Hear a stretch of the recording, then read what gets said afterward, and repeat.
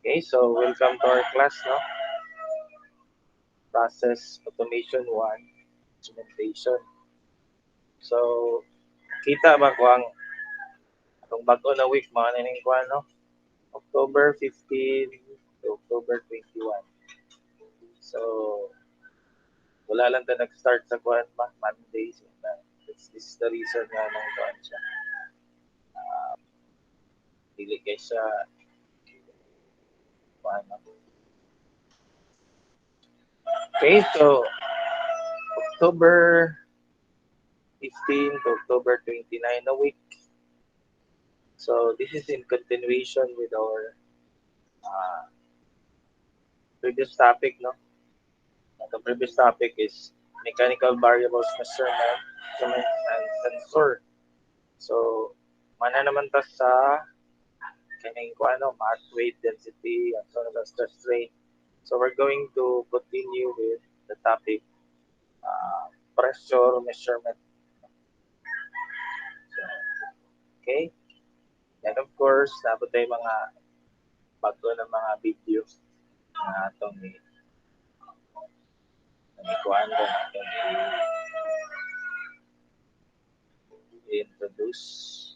Okay, so stop sharing ako. I'll be sharing my PowerPoint presentation.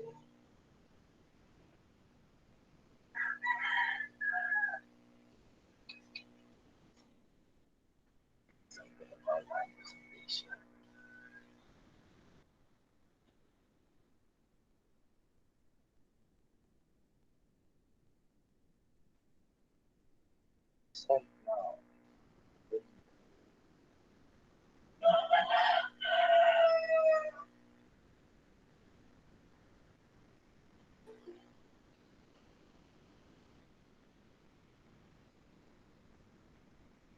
Okay, so ang i-highlight na nako is ang pressure.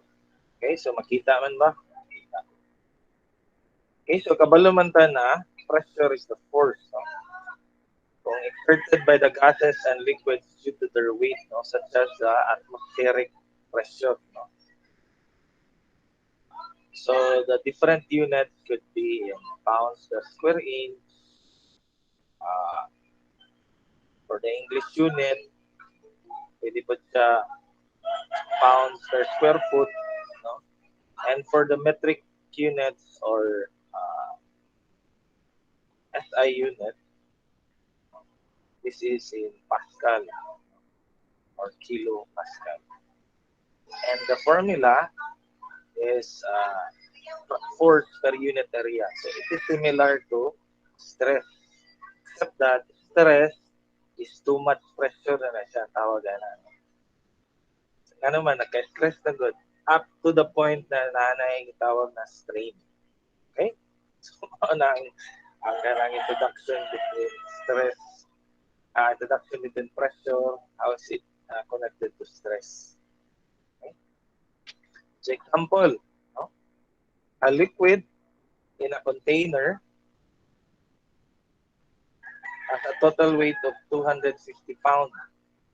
So kung manotice niyo sa previous to the quiz, given the weight, what is the force? So kani implied ni siya that the weight 250 pounds is not the mass but rather the force. So automatic na ang unit na is pound force. Okay, so dili necessary butangan ng F. Understood na siya. So therefore, the container has a base area of 3 square feet or square foot. What is now the pressure in pounds per square inch or PSI? So kabalo man ta na ang asa mo to sir.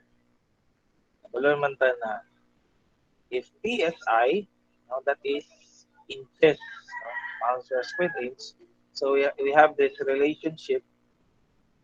We have this relationship na 1 foot is equal to 12 inch. Ang pangutana lang, asa ba ibutang numerator or denominator? So ang hint, gusto nimo makancel ang imong feet, dapat sa ubos nimo ibutang. Okay, sa ubos nimo ibutang dahil ang inch kang sa taas. Then since this is square ni mo tanan. Parang resulta na is 12 inch square or 144 inch square divided by foot square. So ang foot or feet square ni mo cancel. So nabilin 3 times 144. That is solving for the area first. Converting it from feet square to inches square. Then finally, applying the force per unit area, so mga na yung answer, 0.5787 PSI. Okay, so naamoy pangutana? Iko lagi ko ba? Okay, so kung wala, let's continue. So we go now to static pressure. Static pressure, by the way, we're just reviewing lang yung fluid mechanics. The pressure of fluids or gases that are stationary. Okay, so example there is an A. There is a flow. Kaya in a section or let's say 9.5. However, we're going to deal with dynamic pressure. So we're talking about an example is anong difference between the P and A. Ano kayo tawag ng dynamic pressure. Okay? So, impact pressure is the sum of the static and dynamic pressures. So, going to the 6 terms applied in pressure measurements, total vacuum. So, pag naman yung vacuum is below the atmospheric pressure, okay? Then going to zero, starting at the less than the atmospheric pressure, up to zero siya, or even negative. Okay.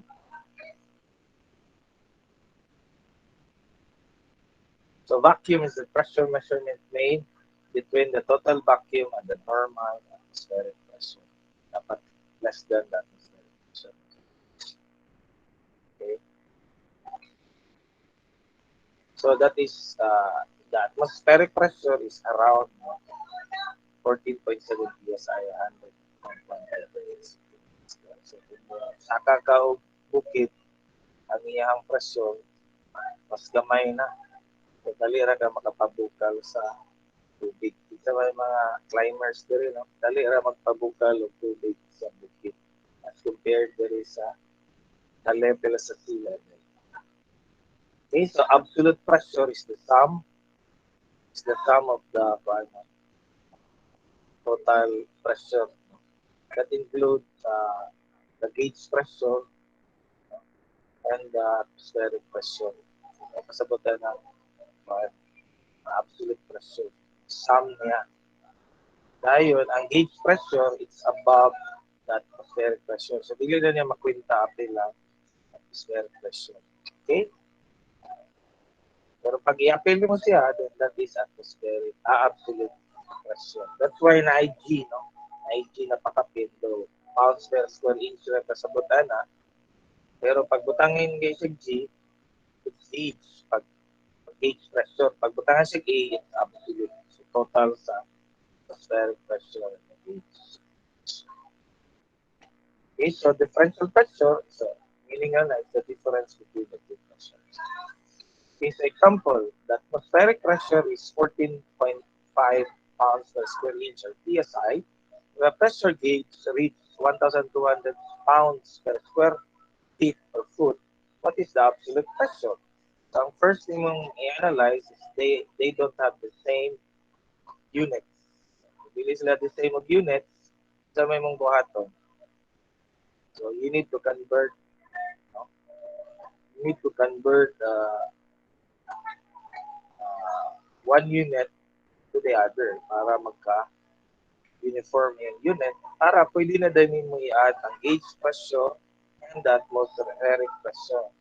But in this case, let us assume na atong ending na unit is PSI. So we need to convert now the pounds per square feet into PSI. So kapalo man ta na ang feet na sa ilalom, dapat ang feet na to nasa ibabaw. Dahil ito ang inch na sa ilalom. So 1 feet is equal to 12 inch. Then i-square to sila para ma-cancel na itong feet. Okay, so mga yung na-learn sa conversion of units na way back, even way back sa high school days. Including our katong previous na topic. So therefore, isam na din mo siya, you have now 22.8 PSIA. So we go now to the pressure tables, no? So lain ng mga tables. So it's up to you if you could familiarize or memorize the table. But for me, nanira ko ang ina-familiarize na the bar, the Pascal, the PSI, or even the kilogram per square centimeter. Mga may kasagaran ang inyong makita, particularly if you have this pressure gauges. Let us say sa school na atay kaning festo, notice mo na bar ang blue. Okay? Dahil ang ganing PSI, it's the black. Then manotice po ninyo, 0,1 megapascal, that is actually equal to 1 bar. No? Kanang 1 bar, dili na siya kama sa European na siya or German na point na siya in our American or English. Okay? So example, let us say 1 bar. No? Kaning 1 bar, pula, pila daw sa PSI. So 10, 11, 12, 13, 14, point kapin, mga 14.7 or 14.5 dahil tanaw na to. Okay, very good. No? 1 bar is equal to 14.5 PSI, and at the same time in Pascal, it's 100,000 Pascal or 0.1 megapascal. Okay, so more than 90 and then the bar also is approximately 1 atmospheric pressure. So indot din yung bar no kay kagan kasi ang estimate na values. Okay? May pangutana. So we go now to hydrostatic pressure. Okay? So from the word hydrostatic, liquid pressure. Okay? So you know na kung bugat ang imong weight sa imong fluid or liquid, so the pressure also increases. So this is the formula, no? The pressure is equal to the specific weight of the liquid times the pressure head or the height. Okay, so the unit is in SI, newtons per cubic meter. It is in English, pound per square feet. Okay, or the alternative formula for the specific weight is actually the density times the gravitational. Example, what is the gauge pressure? No? At a distance 1 meter below the surface of water. So, above the surface is the water, atmospheric pressure na experience. Pag once mo, salom na ka sa swimming pool or sa dagat, no? Ili na siya atmospheric. So, therefore, saon na ito pag-solve, no? Gauge ang niyang gipangatana. So, you should know that kabulo ka sa specific weights of water. Water matang istorya, particularly if it is in SI, so money 9.8, particularly in Pascal na unit. Okay, so therefore the formula specific weight so money 9.8 kilonewton per cubic meter times 1 meter per Pascal man istorya, particularly kilo Pascal. So dili na nimo i-multiply by 1,000 kilo Pascal. However, kung i-convert mo into centimeter square, so mara na ilang conversion. 1 meter equals to 100 centimeter, then square nimo kay square man para ma-cancel mo ang 1 meter. Okay? So, in the case na sulbon nimo ang, let us say, absolute pressure, pag absolute pressure na, it's the sum of the gauge pressure and the atmospheric pressure ng 100.1 kilopascal.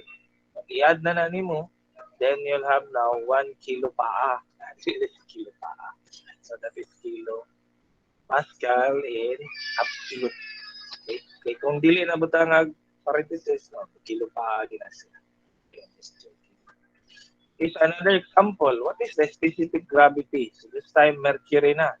If the specific weight of the mercury is 746.3 pounds per cubic foot, so or feet. So dapat kabalo ka sa mercury. So, ang mercury, specific weight.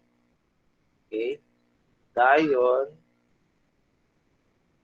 specific gravity rather. So, pag specific gravity, ang water is ratio by itself, no? So, therefore, kinahanglan nato ni na unit 62.43. I-divide na to siya sa 62.43. Okay, so pag-divide na to sa 62.43, then the specific gravity now is unit length 13.56. But in the case kung ang unit dere is one of the units required na inches siya, so convert to from 1 unit to another. Okay, so muna akong pasabot, no? Head or pressure head or kuan, no? Sometimes the unit of pressure, no? Head ang katason, no? Okay? So, example, kung taas daw ang imuhang water tower na siya'y height or length, no, of 50 feet or head,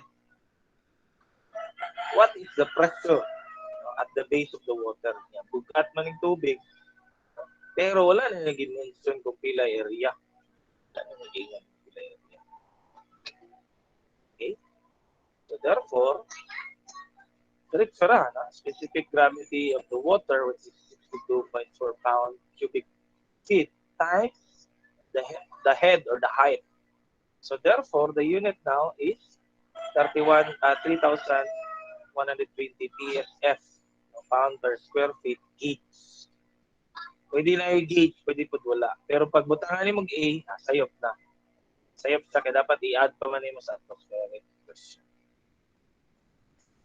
How about PSI? So, kabalo naman to the PSI is inch, pounds per square inch. So, therefore, 1 feet divided by 12 inch. Ano i-divide man, kay para makancel ang feet.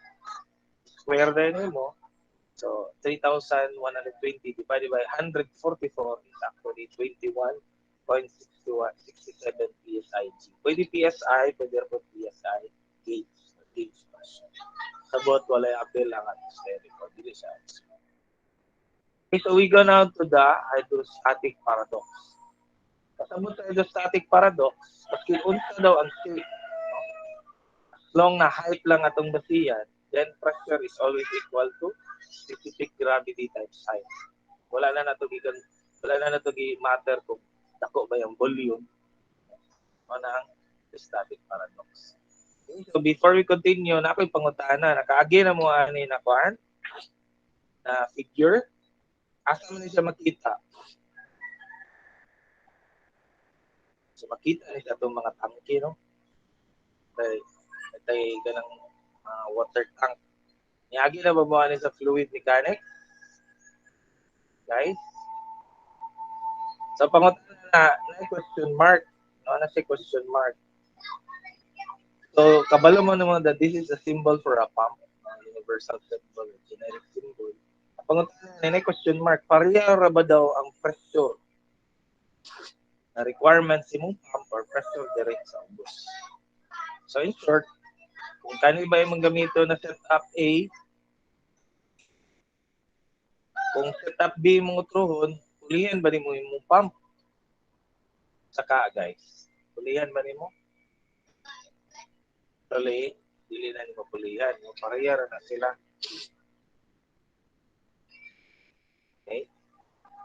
Pareha na sila kay ang kaning pressure diri sa kuan other parts sa imong tank, water tank, na siya vent sa taas. So, manang i-assume na niya open para yan. Diri ra na siya sa kilid yung mga forces. To the point na inanirami siya. So therefore, as a conclusion, equal na sila. Okay, so allow me to stop the presentation and allow me to share a video.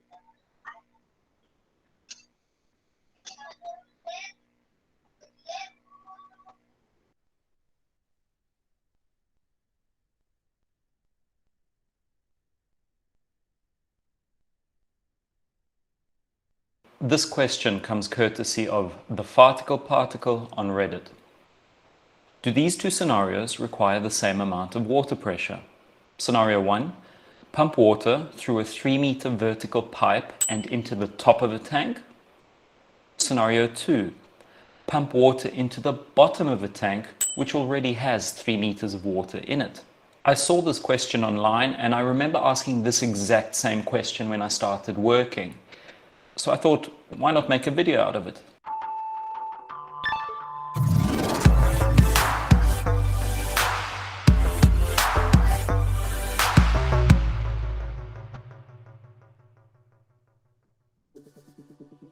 Imagine you are swimming in a pool. We've all played all sorts of games where you go underwater and stuff around at the bottom of a pool. When you're submerged in the water, the weight of that water exerts a pressure on your body. Nothing special there, right? Now imagine that you go to the beach and you get into the water and you submerge yourself to a similar depth as you did in the pool. You don't think that just because there's more water in the sea that you're going to get crushed by the weight of all that water because you're in the sea and not in the pool. If you understand this explanation with the pool and the sea, then you already have a good understanding of this tank problem. It's just that your intuition might be a little bit different because it's not as if you're pumping water into tanks every day, necessarily. The intuition might be to think that it is more difficult to pump into the base of a tank because of the large amount of water that needs to be raised. Whereas if it's just going through a pipe on the outside, well then the weight of the water in that pipe is a lot less. But that intuition, it's incorrect. We use the term head as a way of expressing pressure. There's nothing too fancy about it, it's just instead of units like pascals, bar, or pounds per square inch, we use meters, feet, and inches instead. To convert a head into a pressure, all you need to do is multiply the head by the density of the fluid you're talking about, as well as the gravitational acceleration constant, which is roughly 10 meters per second squared. If you're thinking, actually it's 9.8 meters per second squared, get a life. So our 3 meters of water, which has a density of 1,000 kilograms per cubic meter, equates to roughly 30,000 pascals or 0.3 bar. If instead we had a 3-meter column of some random oil with a density of 700 kilograms per cubic meter, then the pressure exerted by that column would only be 21,000 pascals, or about 0.21 bar. Another example of where we use head is when we use mercury in barometers to measure atmospheric pressure. Atmospheric pressure is equivalent to 760 millimeters of mercury. Mercury is a really dense element at a density of 13,600 kilograms per cubic meter. Why are we talking about this? Well, have you noticed that in all of these examples of different head and pressure, we're only talking about the height of the column of the water or the oil or the mercury, not about the diameter of that column. If we were to increase the diameter of the column, yes, the total mass, weight, force of that fluid would be more, but so would the area over which that force is applied. Pressure is force divided by area. So the pressure at the base of any column of fluid doesn't change by making the column have a larger diameter. This idea is actually called Pascal's second law. It states that the pressure exerted by a column of fluid depends only on the height of that column of fluid and not on the amount. So a kilogram of water will exert a much higher pressure if it's contained in a long, thin tube than if that same kilogram of water was simply sitting in a glass.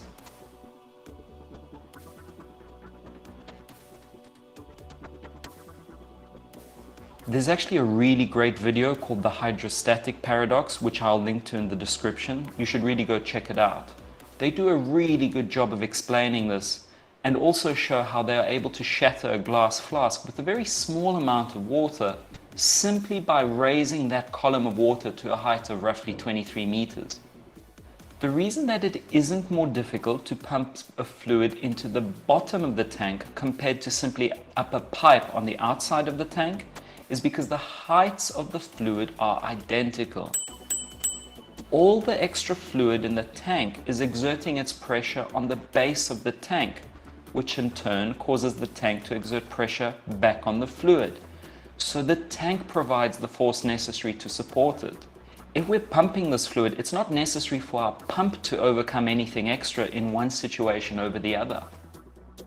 Even if we took a tank with a conical base, it's not as if we're magically somehow funneling all the pressure onto our inlet pipe. The force on our inlet pipe is still the result of that same column of fluid. The rest of the fluid in the tank is exerting its pressure on the conical section of our tank. So apart from some minor changes in frictional losses because the piping arrangements are different in these scenarios, the real difference in pressure in getting that fluid into our tank is almost negligible. So you're not scared of swimming in the ocean as opposed to in a pool because there's more water in the ocean. And that's because most of the water in the ocean is not exerting its force onto your body, it's exerting pressure onto the ocean floor. In the same way, it's not more difficult to pump into the bottom of a tank because most of the fluid in that tank isn't exerting pressure on the inlet line, it's exerting pressure onto the base of the tank.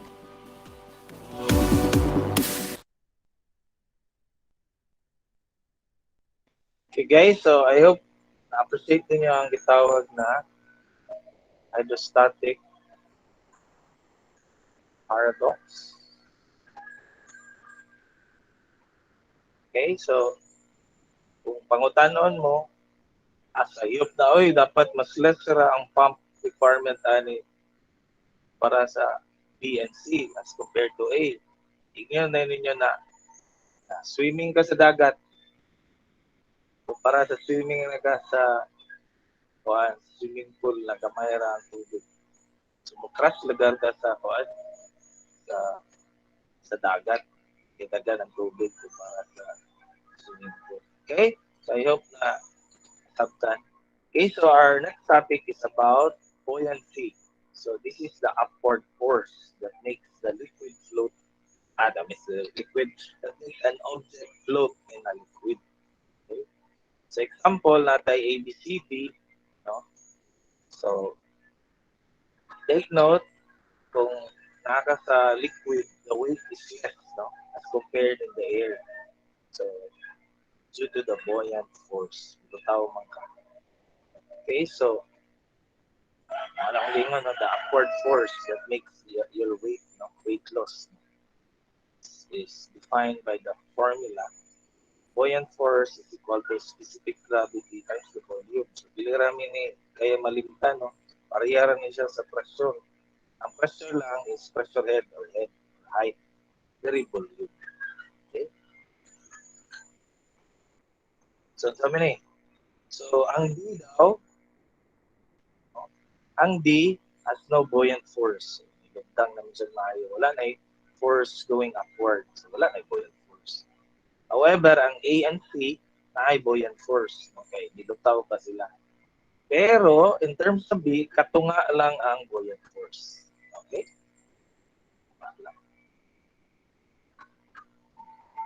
So, let's continue. Example, kung naada kay wooden cube, so ito ng wooden cube, equal ang length, width, and height. So, kung nasa side na 3 feet, so sabot ang length, width, height niya 3 feet. So, nag-float daw sa water. The block is half submerged. So, what is now the buoyant force acting sa ubos niya? Acting sa ubos. Kaya mulutaw man ang katunga. Okay, so therefore, buoyant force is equal to specific gravity times the volume of the liquid, which is the water, so 62.4 pounds square foot or square feet, times the volume. So ang volume is length times width times height. But katunga raman sa 3 feet kay half submerged man. So therefore, this is now the buoyant force acting sa buwan. Acting sa bus. Now, that is the reason na gitawag the apparent weight because of the effect of the buoyant force. Murag weight, apparent, murag weight. Okay, so what is the apparent weight of the 3 cubic meter block of steel totally immersed in glycerin or partially liquid oil. Glycerin is partially oil. So ang steel has a specific gravity of 76, specific weight is 76.93. Okay? So therefore, if you're going to compute, no, for the weight of the steel na wala sa gibutang sa tubig or sa air lang, so mo gina yung actual na weight. So mo ni ang specific weight times the volume.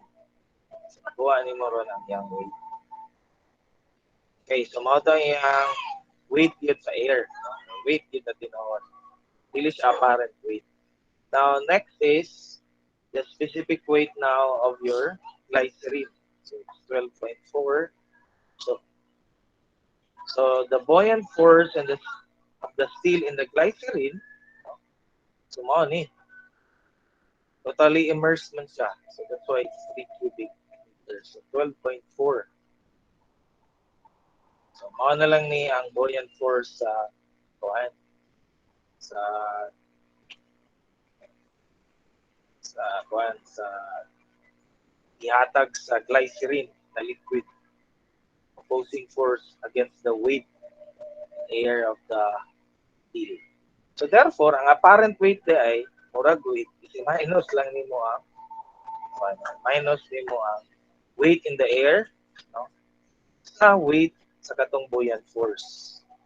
Kaya ang buoyant force nimo pasaka, ano, kay agi kuan mo siya December. Then ang weight is panaog. So therefore, ang weight sa air mao ni siya 180 minus the kuan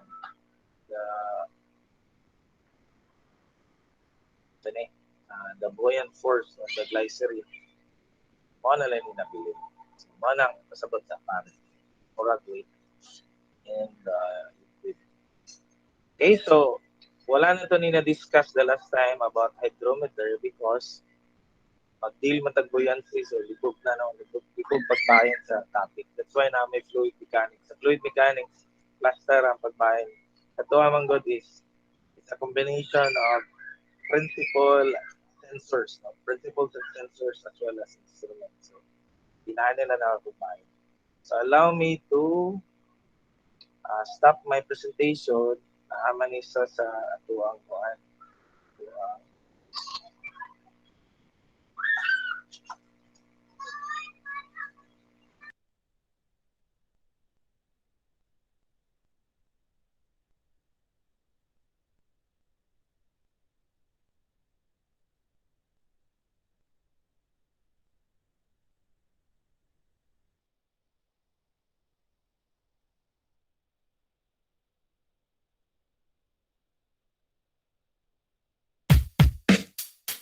You created a business. Now,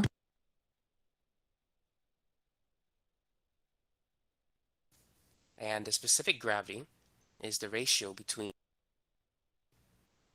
So this video is all about hydrometers. A hydrometer is used to measure the specific gravity of a liquid. And the specific gravity is the ratio between the density of the substance and the density of water. So water, which has a density of 1,000, the specific gravity for water is 1.000.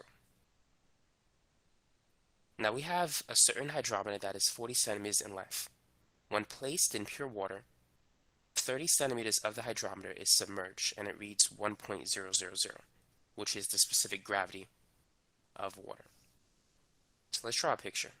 So let's say this is the hydrometer. It's basically a glass tube with some liquid at the bottom. The amount of liquid in the bottom of the hydrometer is used to calibrate the density of the hydrometer. So each hydrometer has its own characteristic density.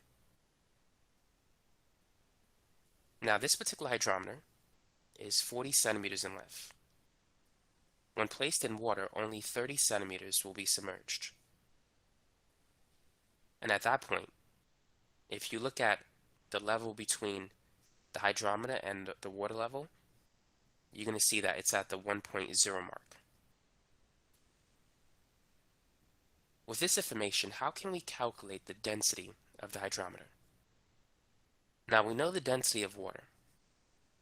The density of water is 1,000 kilograms per cubic meter. Now because the hydrometer floats in water, it has to have a density that's less than 1,000. So how can we figure this out?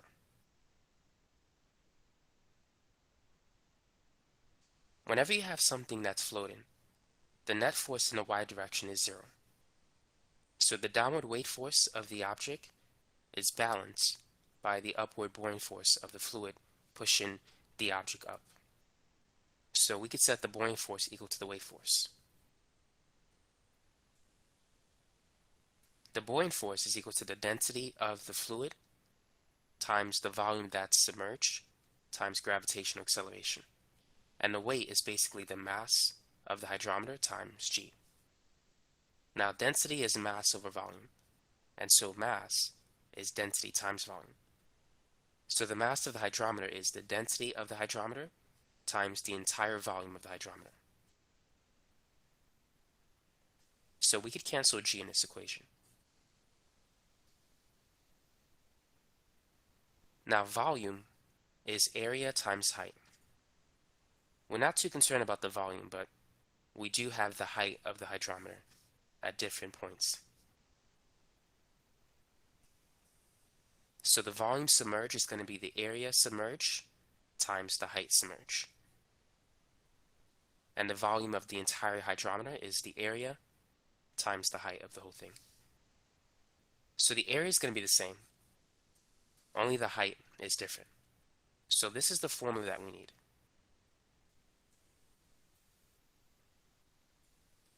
The density of the fluid times the height submerged is equal to the density of the object times the height of the whole object.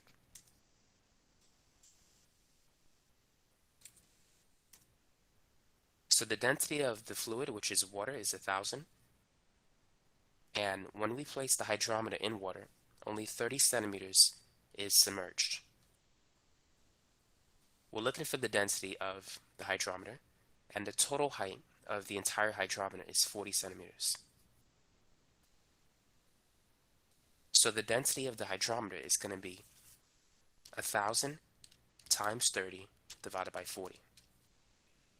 So this particular hydrometer has a density of 750 kilograms per cubic meter. Now let's move on to the next part. When placed in alcohol, 38 centimeters of the hydrometer is submerged beneath the alcohol. What is the density of the alcohol? And what is the reading of the hydrometer?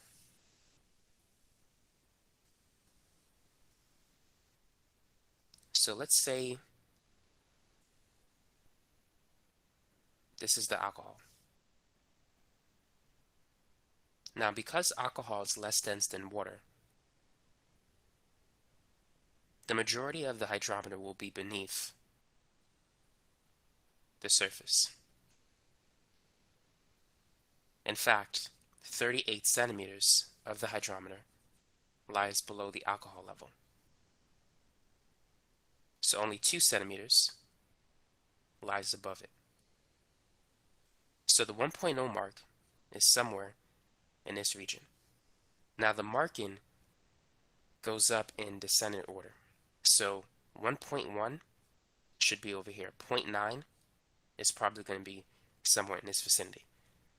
Now it's not drawn to scale, but you just want to know that it goes up in descending order. So the small numbers are at the top and the larger numbers are at the bottom. So now let's go ahead and calculate the density of the alcohol. So let's use the same formula. The density of the fluid multiplied by the height submerged is equal to the density of the hydrometer times the total height of the hydrometer. So we're looking for the density of alcohol. So that's rho F. And the height of the hydrometer that's beneath the alcohol is 38 centimeters. So that's the height that's submerged. The density of the the density of the hydrometer, we know it's 750 kilograms per cubic meter. And the total height is 40 centimeters. So to calculate rho F, it's going to be 750 times 40 divided by 38. So the density of the alcohol is 789 kilograms per cubic meter. Now B, and only 38 centimeters, is beneath the alcohol density, and this is the hydrometer in fluid A. Okay, so mo to ang how to compute na and apply buoyant force. So I'm gonna stop the presentation and continue.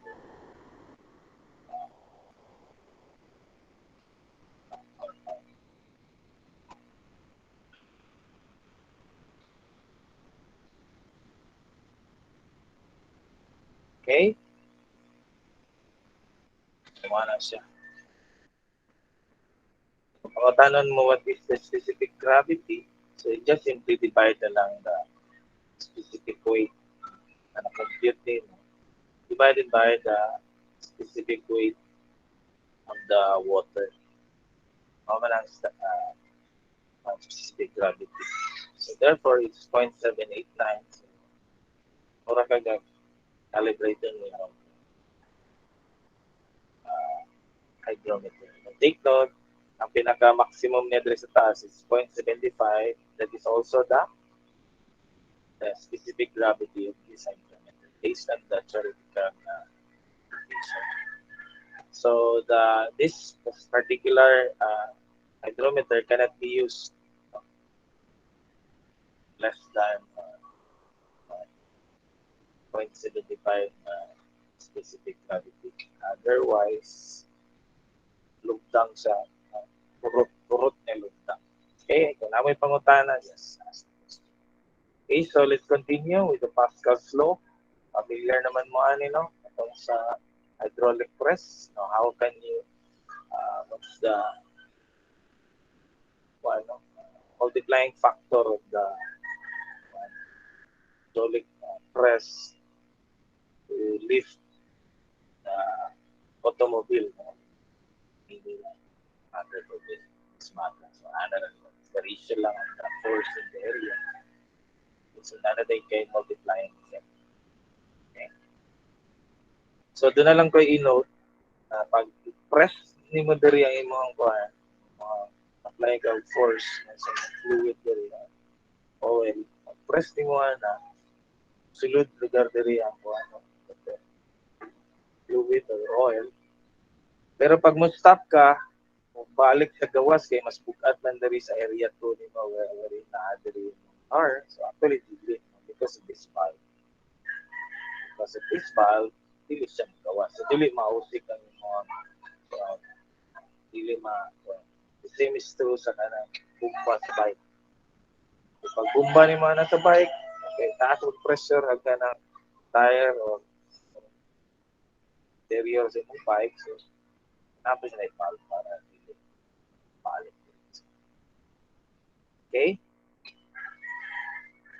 So, balik naman review naman siya. So, yes.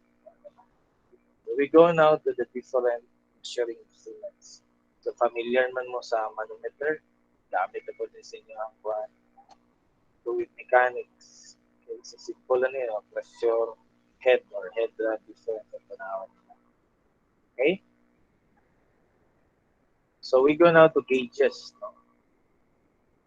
Or pressure sensors. In analog devices, ano yung mga paggamit ng mga gauges ng mga sensors?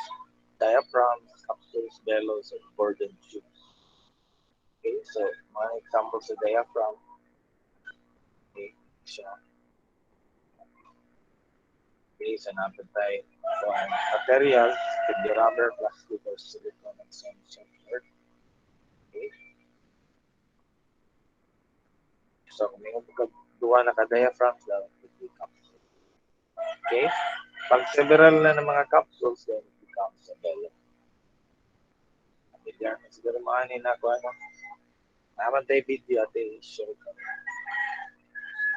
Before that, let's go to a Gordon tube. gauge. Sa pag-apply mo sa pressure gauge, bend ni siya. Ayan yun yun. So way back in 1840,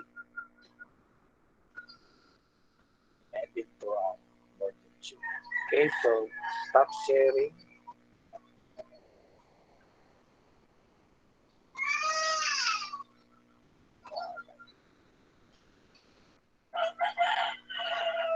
So I'm gonna share a tab sa ato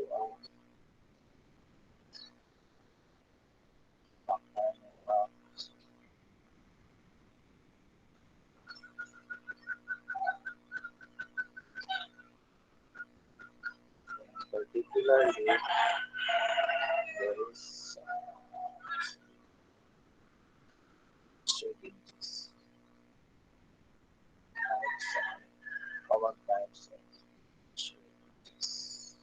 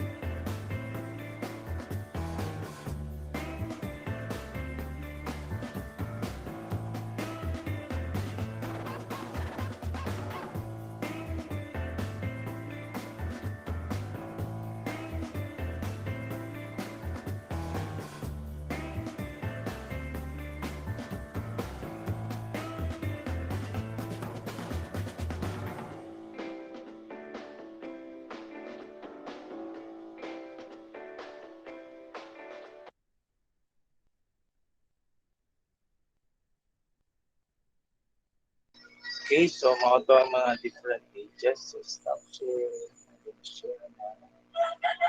Window.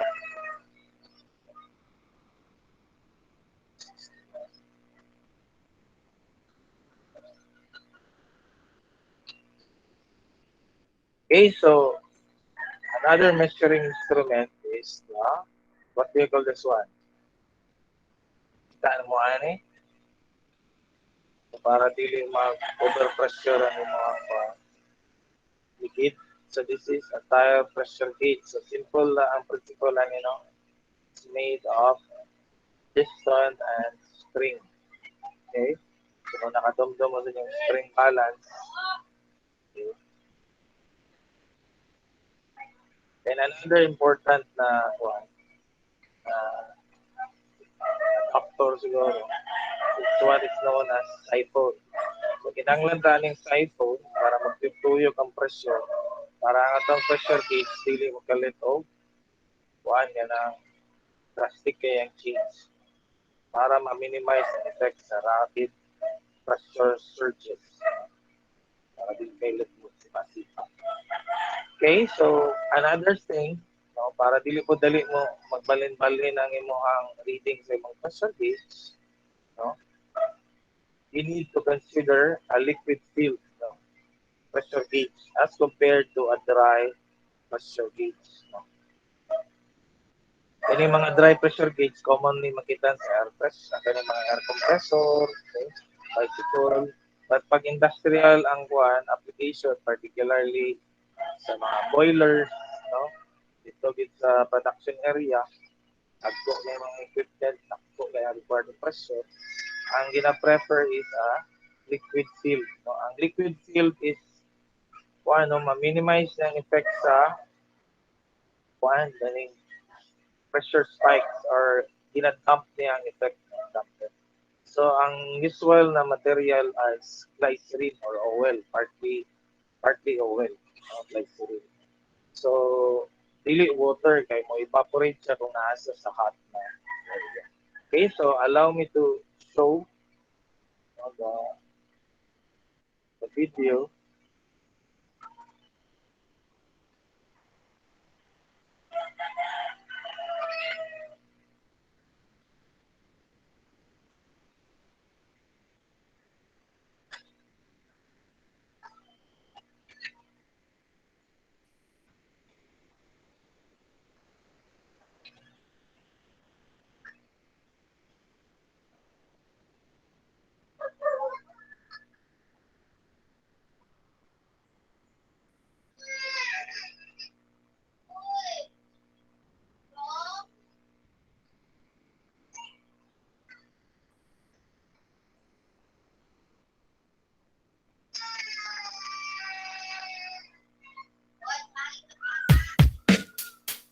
You created a business.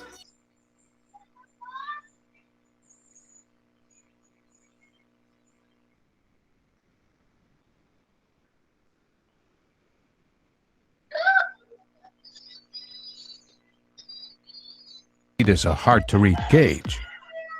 Your job is demanding. The last thing you need is a hard-to-read gauge. Compressors, pumps, and other machinery create pulsation and vibration that can make your pointer unreadable. Liquid-filled gauges can solve your problem, but they command a higher price.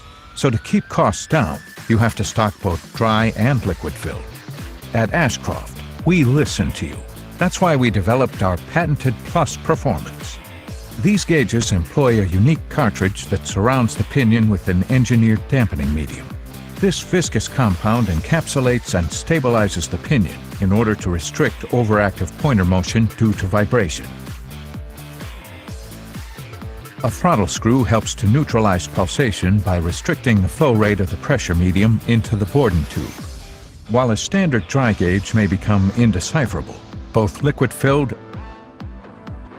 and plus gauges continue to provide stable readings. The liquid fill can leak, be affected by extreme ambient temperatures, and become an environmental hazard when disposed of. Our patented Plus Performance option assures fast and easy readings, so you can focus on what matters. And standardizing with Plus Performance helps consolidate your SKUs, less inventory, lower costs. To find out if Plus is the right solution,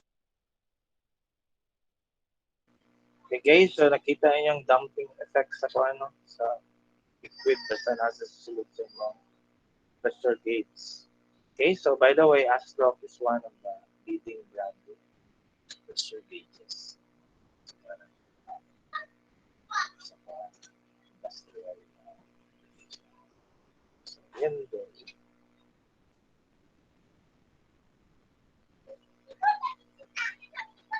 Okay, so since oil man siya, it will give long service life. Okay, so another measuring instrument is what is known as hydrostatic leak test na instrument. So,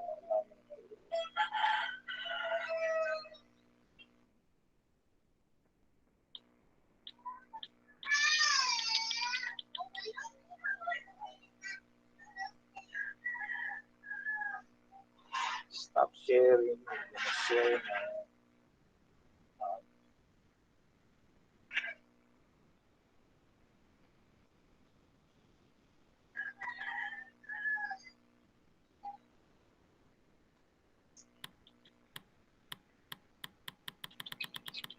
okay, so ano yung brand? It's the word itself is German brand. Okay, so na-notice niyo na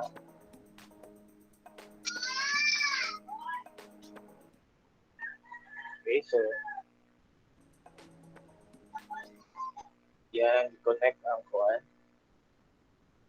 Connect na niya ang instrument. So technically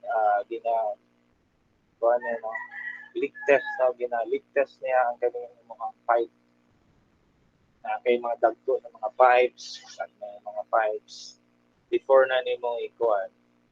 Let's say nag-build ka sa mo piping lines. So para ma-ensure nimo na nabay leak, no? So ano yung ginagamit mo? Hydrostatic leak test. Okay, so pump siya, mura bomba. Pump nimo. Dali naman maka-raise ang pressure.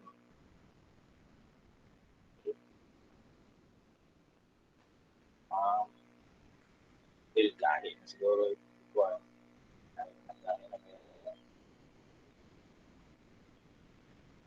Okay, so ginalock niya. Then notice na siya guide, no?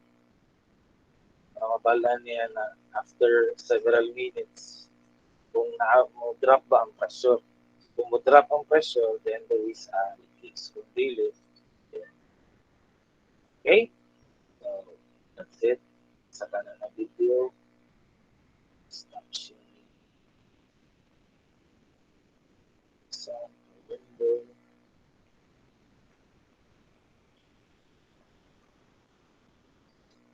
Okay? So another example is measuring instrument parameters. Really useful for pag-asa. Actually, question. Dion, different variations.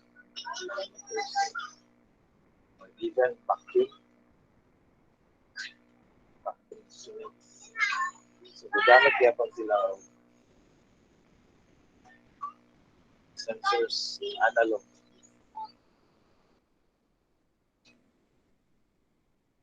Okay, so we go now to pressure switch. So what is a pressure switch? So a pressure switch is has two types, the hydraulic and the pneumatic. But usually, pag nimo gag-hydraulic, manang makita nimo sa mga cars. Galit lang na og overpressure ang ilang either pressure gauge built-in na. Okay, so man ay kasagaran sa hydraulic. But in universal, pwede tubig, pwede hangin. So, it's a form of a switch that operates as an electrical contact when a certain fluid pressure has been reached and it's put. So, mani siya, sila. Mani SMC is pneumatics na application. SMC or Festo, lang mga famous na mga brands. Pneumatics na equipment. Mechanism is the universal pressure switch. Could be for water or air. Okay. So, makita ni mo 1, 2, 3, 4 man ang wiring terminals. So, ang 1 and 3 is ang line 1 and line 2. Ang 2 and 4 is for the load, either motor pumps, okay? The motor. Dayon, ang principal na is short circuit rin yung 3 and 4 and 1 and 2. So despite na pwede rin mabaylo-baylo siya, general practice, dapat dili bali-bali ang para. Doon yung mag-troubleshoot, dali rin yung matanggal. Kung yung tanggal sa motor na side. So take note, pabali-bali rin siya. Short circuit rin yan. Okay? So for the SNC na pressure switch, mga construction, nakita niyo din yung 1, 2, 3, 4. So in this type, it's single lang siya, no? Single lang, single pole lang na snap type. So ang gamitin na mo normally open for the power line 1 and 2. Hindi may connect series and power line or even load. Then kaning double pole, double throw. So it's another type. Okay, so sa diri na ko ay sa single lang ni siya. Kanirang 1 and 2 ang usually ginagamit. Dili ganing 3 4 normally close. So, actually depende lang. Okay? So asa man ni kasagaran makita ang ganing pressure switch. So kung makita niyo diri picture sa right, ano yung pressure switch? Yung sa right, pressure switch. Usually applied in water pump with pressurized tank. Wala pa ko kakitaan yung gina-apply sa water tank na nasa ibabaw dito. Pressurized sa kasagaran. But theoretically, pwede. Ang problema lang na is the range of the PSI or the pressure. Kasagaran, pag water tank na naana sa ibabaw, ang ginagamit is kuha na siya. Floatless or float type na level 6. Dili na siya pressure ang gina-measure to detect kung ano ba ang sa water, but rather pa siya level at activity or even flow. Okay, so mga yan different mga parts. And it is also applied, pressure switch is also applied in pressure. Mga yung pinaka-common na practice. Okay, so mga yan pressure switch. Kung wala na yung pressure switch, digig drive sa mga induction motor, sa mga piston pump, so bumba na, buto na yung mga tank. Dapat nakit pressure gauge, dapat kayo pressure switch para ma-release niya yung okay, so we go now to the application of a pressure switch in food manufacturing plant, particularly this metal detector, its gravity ball, mahulog lang product. So, mao ni ang the last time na gigamit na mo is SMC na pressure switch. Okay. So, naa siya gitawag na pneumatic system, pneumatic rejection of diverter system mechanism na rin dito. So, cowbell, diverter. Okay, since naman kay cylinder, double acting cylinder that extend up and down, to ensure that ma-reject it permanently ang product with the minimum amount of pressure, then you need a pressure switch.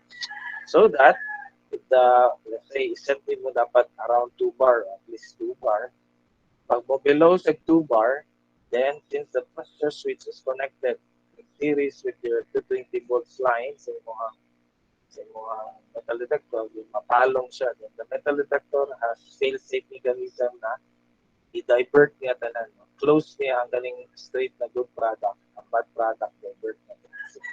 Okay, so para dili makontaminate ang bag na nila na product. So allow me to share a video.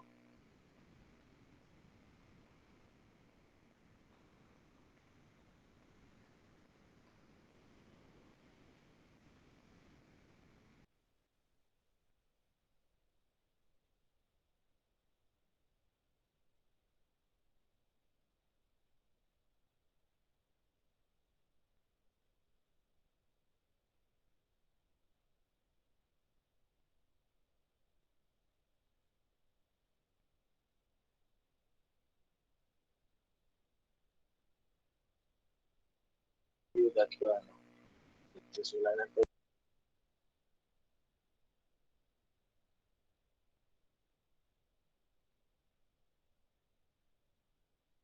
If you're a healthcare professional moving to the USA, International Auto Source.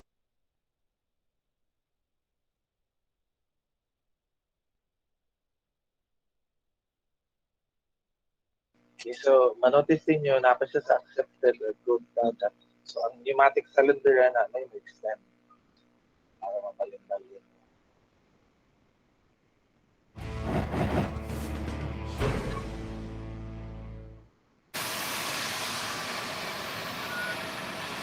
So this is the actual video.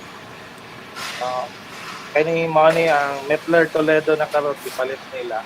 Okay, so they have 3 sample of metal contamination or contaminant. So, ihulog na nila sa gravity fall na type ng metal detector. So, this is ferrous or iron.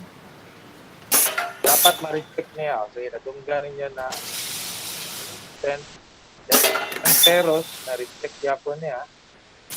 And finally, stainless steel siguro, alam mo na basta. Okay, so, ano siya.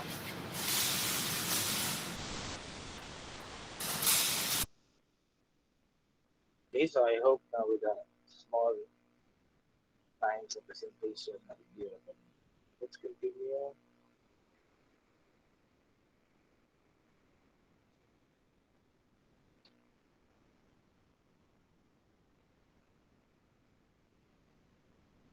Okay, so by default, there's a need to integrate this to pressure switch. Wala na sa susunod sa mga metal detector. So, it's ano siya, innovation na ibutang sa gawas. But hopefully, siguro, mga metal detector na realize that if they're using a pneumatic cylinder with a certain degree of minimum pressure requirement, dapat palong or close dapat siya. As of this moment, wala pa inana na technology, that's why we need to install a separate external pressure switch connected to 220 volts AC supply line. Okay, so we go now to another instrument, which is a pressure relief valve or a pressure reducing valve. This is commonly found in mga boilers, steam boilers, reduce of steam. So, para na ilang itsura, similar to a pressure regulating valve sa ganyan, regulator sa pneumatic na but except that this will release sobra sa pressure yung release. Ay video kaya pa na natanawa na lang. We go now to the different types of pressure transmitters. Transmitter, dili lang siya pressure sensor. So, transmitter. So, these are the different types of pressure transmitters. Okay, so, but more particularly, I'm concerned with this 4 to 20 milliamps na signaling. So, ang power supply niya na usually 24 volts but with a maximum output of 20. Matingala mo, may 250 ohms na because 20 times 250 ohms milliamps is 20 milliamps less than 50 is 5 volts and this is intended for PLC without analog current input but rather analog voltage convert. Okay, so our last video, last video would be HART protocol.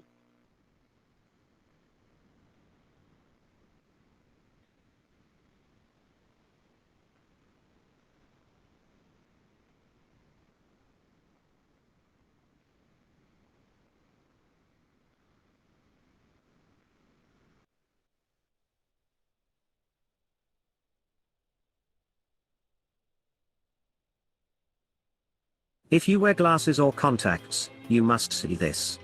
An award-winning doctor.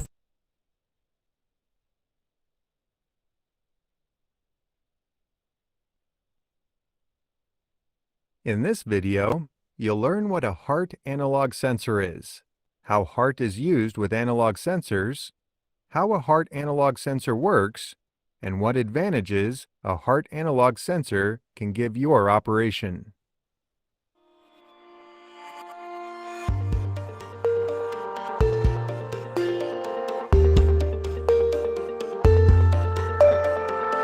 Before we get into today's video, if you love our videos, be sure to click the like button below, and make sure to click subscribe and the bell to receive notifications of new RealPARS videos. This way, you never miss another one. Current loop technology has been used for analog sensors for the past 4 decades to transmit important process data to the control system, whether that system is a DCS or distributed control system, a PLC or programmable logic controller, or a single loop controller. Current loop data transmission is simple and cost-effective. Only a small amount of current, 4 to 20 milliamps to be exact, is required over a single pair of wires for each current loop sensor. One 2-amp, 24-volt DC power supply can drive dozens of sensors. For current loop analog sensors, the lowest measurable process value is called the lower range limit, or LRL. The analog sensor will output 4 milliamps at this 0% reading. The highest measurable process value is called the upper range limit, or URL. The analog sensor will output 20 milliamps at this 100% reading. Many analog sensors, such as pressure and temperature sensors, are inexpensive, and good quality sensors can be purchased for $100 to $500 US. More complex flow, level, and analytical sensors do cost more, but these still only require a single pair of wires to allow the process variable or measured variable to be transmitted to the control system. Another positive feature of analog sensors and transmitters is that the signal can be carried a great distance along a single pair of wires with little or no signal loss. A current signal can be transmitted up to 1,000 meters through 18-gauge wires with no appreciable signal loss. Lastly, 4 to 20 milliamp current loop signals provide a basic level of diagnostics. Since 0% equals a 4 milliamp signal, a broken wire would break the circuit, and 0 milliamps would be sensed. This live zero feature, where 0% is equal to a value of greater than 0 milliamps, allows the control system to detect a broken wire at 0 milliamps. But analog sensors can only send one value over a single pair of wires to the control system, and the granularity or precision of the data is limited by the type of analog to digital converter, or A to D converter, used by the control system electronics. However, with modern electronics, this is not as much of an issue. An A and D converter with 16-bit precision can report the range of values for an analog sensor in 65,535 increments.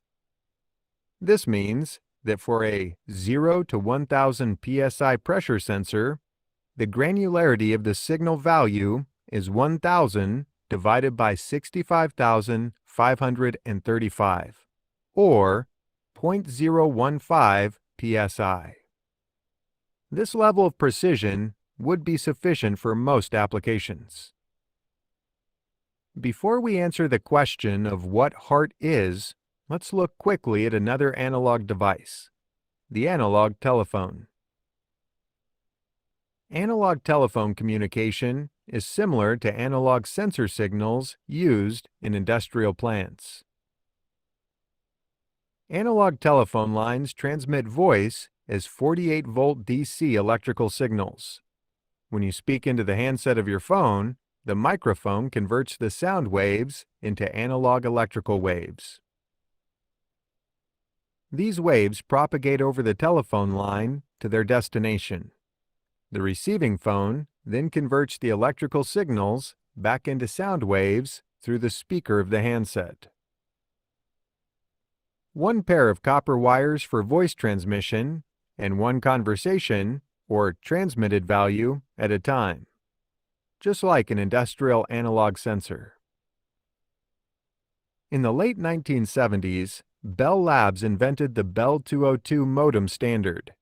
In 1980, the Bell 202 standard was adopted as the communication standard for subsea oil and gas production control systems.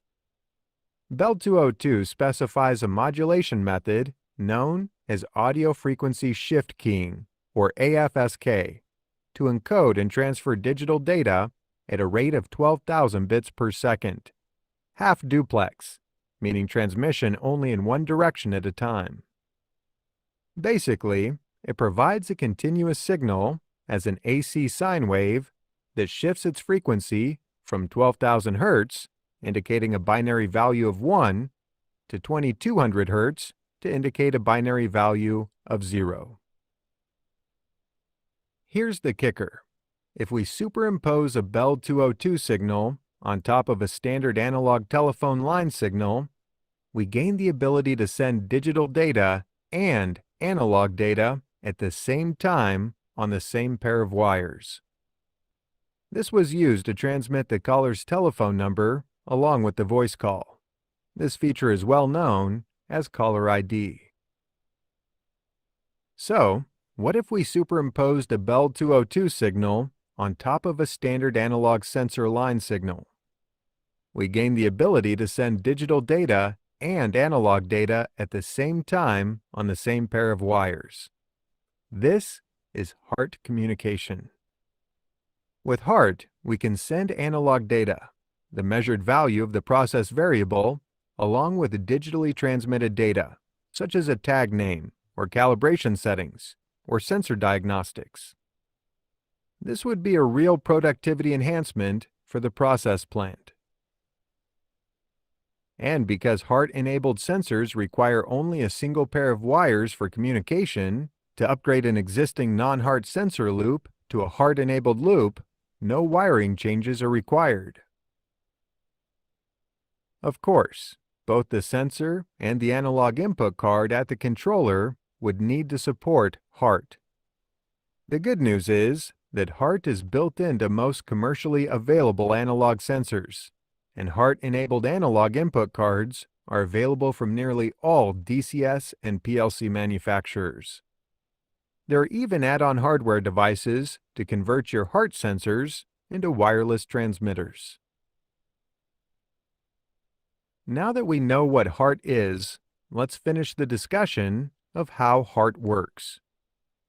First, HART is an acronym for Highway Addressable Remote Transducer.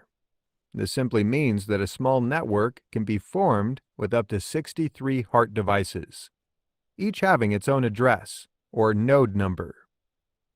Because a sensor can be remotely accessed using HART, the name really does say it all. Highway, or network, sensor, also called a transducer, that has an address so that it can be accessed remotely and directly. The remote capability of HART sensors is very useful and powerful. In this diagram, we see a HART sensor connected to a PLC analog input card. We can access data in the sensor remotely using the HART communication protocol from the PLC programming software. That means we do not have to be at the location of the sensor to access its data.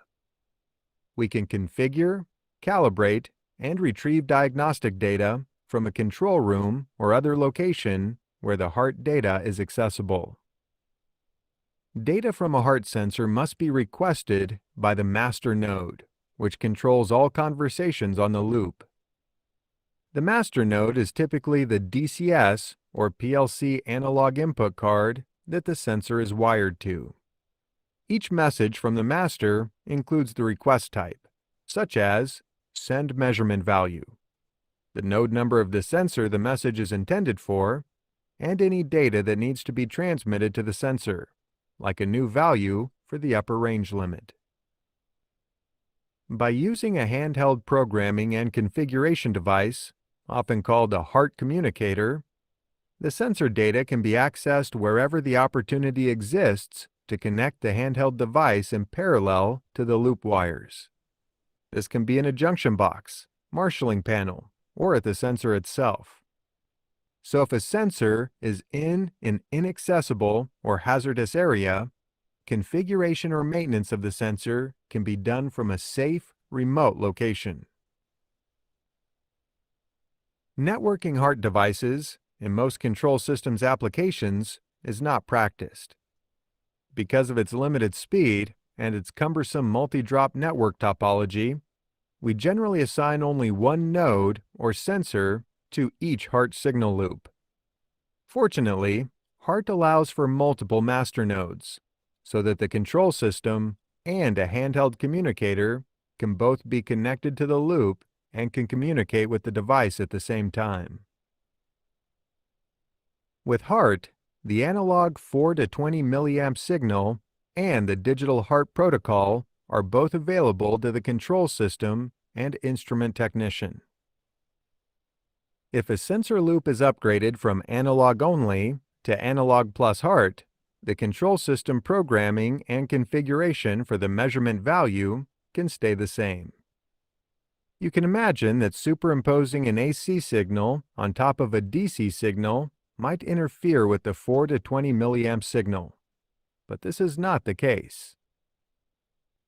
The AC HART sine wave oscillates at either 1200 Hz for a 1 value or at 2200 Hz for a 0 value.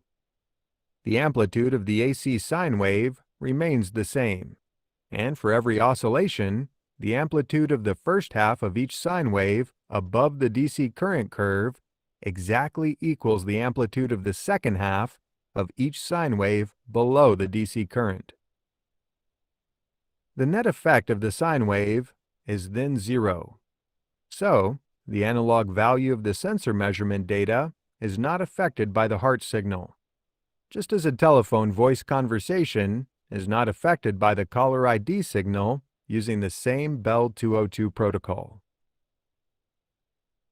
Each HART device is capable of sending and receiving 35 to 50 different information items, including the process variable, that is the same measurement value as provided by the 4 to 20 milliamp analog signal, device status, diagnostic alerts like sensor value under range, basic configuration parameters like upper and lower range limits, and the tag name of the device.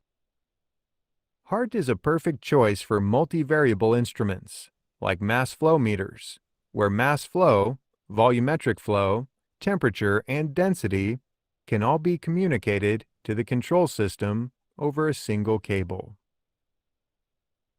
The HART protocol is governed by a vendor-independent association, the HART Communication Foundation, so HART sensors from any manufacturer can be interchanged with those of other manufacturers.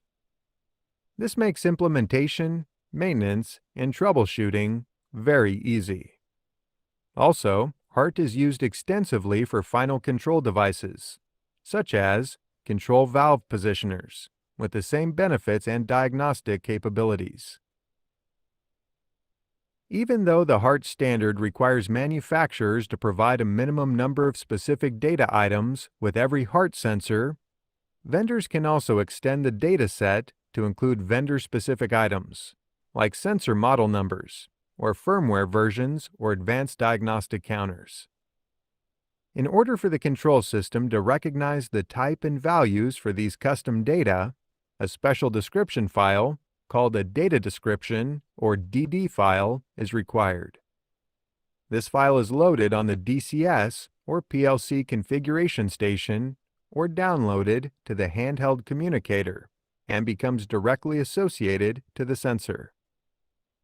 This file simply allows the data stream from the sensor to be correctly parsed or interpreted and allow the technician or engineer to make the correct requests for sensor data. To review, HART is a digital data communication protocol that is layered on top of a traditional analog 4 to 20 milliamp signal, which provides advanced data retrieval and configuration options to be executed remotely from a DCS or PLC system, or from a handheld communicator. HART communicates over a single pair of wires, so adding HART to an existing 4 to 20 milliamp sensor loop requires no wiring modification.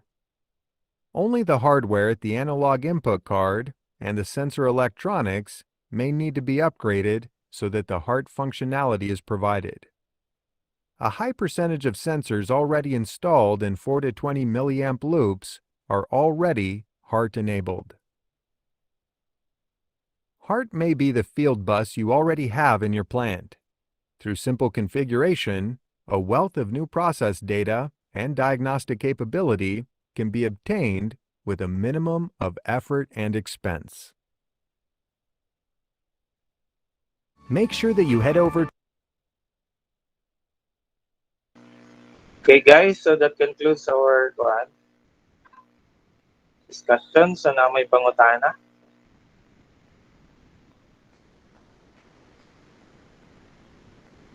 Okay, maraming iba nakatulog na siguro. Kung wala may pangutana, then going to stop recording. Bye-bye. Thank you kayo, sir. Salamat Thank you, kayo, sir. sir. Thank you, sir. Yes, sir. An hour